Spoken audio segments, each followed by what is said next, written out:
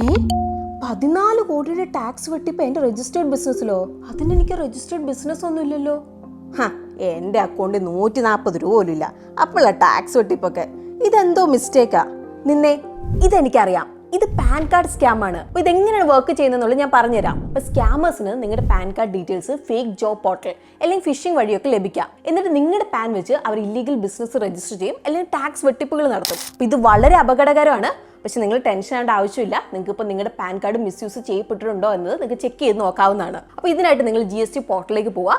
ഇവിടുന്ന് search tax pair option select ചെയ്യുക. Search by പാനിൽ നിങ്ങളുടെ പാൻ നമ്പർ എൻ്റർ ചെയ്തുകൊണ്ട് എന്തെങ്കിലും ഡൗട്ട്ഫുൾ ആയിട്ടുള്ള രജിസ്ട്രേഷൻ ഉണ്ടോ എന്നുള്ളത് നിങ്ങൾ ചെക്ക് ചെയ്ത് നോക്കുക.